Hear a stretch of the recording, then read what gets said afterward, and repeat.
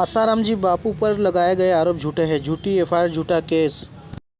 हिंदू संतों का अपमान नहीं सहेगा हिंदुस्तान, बापूजी निर्दोष और ऐसे कई नारे 8 फरवरी 2024 गुरुवार को इंदौर कलेक्टर ऑफिस चौराहे पर गूंजते रहे,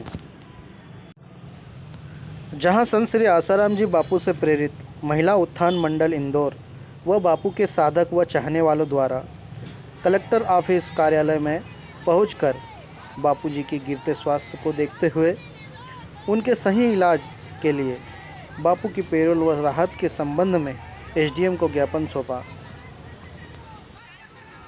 मित्रों, विषय बहुत ही गंभीर व चिंताजनक है, क्योंकि उनके सही इलाज व उनके साथ हो रहे अन्याय को लेकर कई बार ज्ञापन आवेदन दिए गए, लेकिन आज तक कोई सुनवाई होते हुए नहीं दिखी। मित्रों, अगर बात करें अधिकारों की, तो इस देश में आतंकवादियों के भी कई अधिकार हैं, जिनके तहत उनको रियायत व कई सुविधाएं उपलब्ध की जाती हैं कानून द्वारा। लेकिन यहाँ तो एक बुजुर्ग संत है जिन्होंने अपना पूरा जीवन इस देश की सेवा में लगा दिया, लोगों को, कई करोड़ों लोगों को सतमार्ग की राह पर लगा दिया। तो ऐसी स्थिति में एक संत के साथ हो रहे षड्यंत्रपूर्वक अन्याय को लेकर कानून आंखें मूंदे क्यों है, ये बड़ा सोचने वाला विषय है।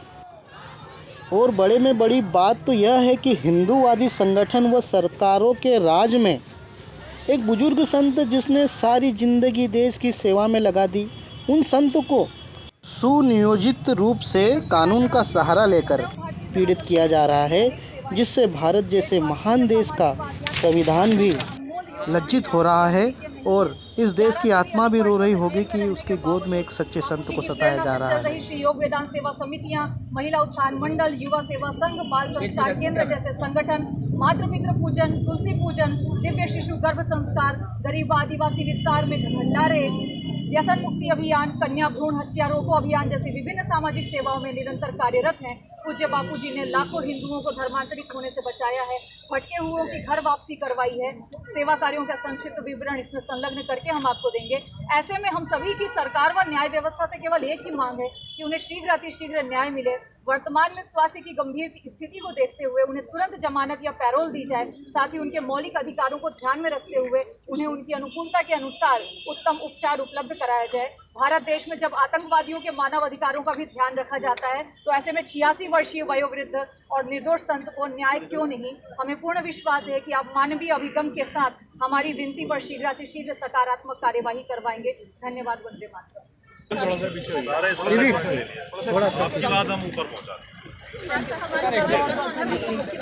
बड़ा रोष देखा जा रहा है इन लोगों में। अब देखिए, ज्ञापन दिया है, उसका हम जो भी विधिवत मेरा काम है वो आपका परिचय? मैं एडीएम इंदौर रोशन।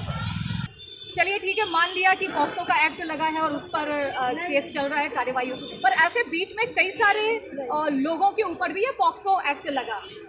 मैं इधर पे नाम नहीं लेना चाहूँगी, लेकिन किसी को उसकी बेटी की शादी कराने के लिए जमानत मिल रही है, पैरोल मिल रही है, किसी को अपना इलाज कराने के लिए जमानत मिल रही है, और क्या क्या आधार पर लोग खुले घूम रहे हैं जिन पर आरोप सिद्ध हैं, जिन पर पूरी तरीके से आरोप सिद्ध हैं, लेकिन पूज्य बापूजी के ऊपर एक भी आरोप की पुष्टि नहीं है, एक भी आरोप का कोई एविडेंस नहीं है। उसके बावजूद किस तरीके से उनको जेल में रखा गया। हमने ज्ञापन में ये मांग की है कि हमारे 86 वर्षीय जो संत हैं वो पीड़ित हैं बहुत गंभीर हृदय रोग से, उनकी आंतों से लगातार रक्तस्राव हो रहा है। तो इतनी गंभीर स्थिति में उनको पैरोल दी जाए या बेल दी जाए, या कम से कम उनके अनुकूल उनको चिकित्सा व्यवस्था तो प्रदान की जाए। उनका मानवाधिकार है, ह्यूमन राइट है, उसकी रक्षा की जाए। तो और इस बीच में भी जब बापूजी 13 जनवरी को वहां पर एडमिट कराए गए, तो कई बार पैरोल की या बेल की अर्जी लगाई गई और बेल की अर्जी खारिज कर दी जाती है। आपको आश्चर्य होगा सुन करके, कह दिया जाता है 1 हफ्ते बाद सुनवाई होगी। रश्मि चतुर्वेदी, संत श्री आसाराम जी गुरुकुल प्राचार्य। संत श्री आसाराम जी बापू के ऊपर कोई भी आरोप सिद्ध नहीं हुआ है। उन्हें शासन प्रशासन और बहुत से विदेशी षड्यंत्रों के तहत 2013 से जेल में रखा गया है। जब कोई उनके ऊपर आरोप सिद्ध नहीं हुआ तो उन्हें फिर क्यों जेल में रखा जा रहा है। दूसरी बात है, कोरोना के अंदर ये कहा गया था कि 65 वर्ष से ऊपर की उम्र के जो भी लोग हैं उन्हें जेल में नहीं रखा जाएगा, लेकिन आसाराम बापू जी को फिर भी इन्होंने जेल में रखा। तो ये षड्यंत्र साफ उनके साथ दिखाई दे रहा है और उनका लगातार स्वास्थ्य गिरता जा रहा है। जब राम रहीम जैसे व्यक्ति जिस दिन फैसला आया और उस दिन 35 लोग मरे, ऐसे व्यक्ति को बार बार पेरोल मिल रहा है, तो आसाराम बापू जी ने तो हज़ारों सेवा प्रकल्प चलाए हैं। उन्होंने लोगों की घर वापसी कराई, क्रिश्चियन मिशनरी से लड़े वो, उसके कारण उनको 2013 में जब उस वक्त की केंद्र सरकार को लग रहा था कि आसाराम बापू के रहते उनको नुकसान हो सकता है उनकी सरकार को, तो उन्होंने जबरन षड्यंत्र करके आसाराम बापू को जेल में डाला। और अब पूरे देश के हिंदू संगठन, हमारे अखिल भारत हिंदू महासभा के राष्ट्रीय अध्यक्ष मुन्ना कुमार शर्मा जी ने भी कहा है कि आसाराम बापू जी की रिहाई होना चाहिए, उन्हें षड्यंत्रपूर्वक रखा गया है। सनातन संस्था और राम मंदिर का जो केस लड़ा है, सुप्रीम कोर्ट के जो एडवोकेट हैं हरिशंकर जैन जी, वो भी बापू जी की रिहाई में अपना मांग उठा रहे हैं। तो पूरे देश के हिंदू संगठनों की मांग है कि आसाराम बापू जी की अब रिहाई होना चाहिए। ये केंद्र सरकार को हिंदू समाज की भावनाओं को समझना होगा। केंद्र में जो नरेंद्र मोदी जी की सरकार है, कहीं ना कहीं हिंदूवादी सरकार मानी जाती है, क्या लगता है कि क्यों रिहाई नहीं हो रही है उनकी?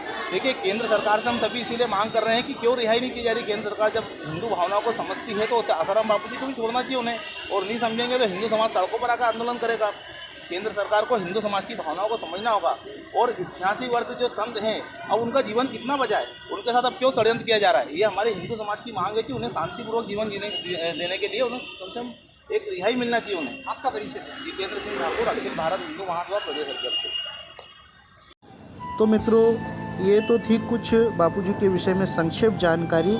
आशा करते हैं कि आप भी बापूजी के केस की सच्चाई को जानने का प्रयास करेंगे और एक निर्दोष हिंदू संत को न्याय दिलाने में आप सहभागी बनेंगे। धर्म, राष्ट्र व संस्कार संबंधित विषयक इस चैनल को आप सब्सक्राइब करें व वीडियो को साझा भी करें, लाइक करें। इसी के साथ जय हिंद, जय भारत।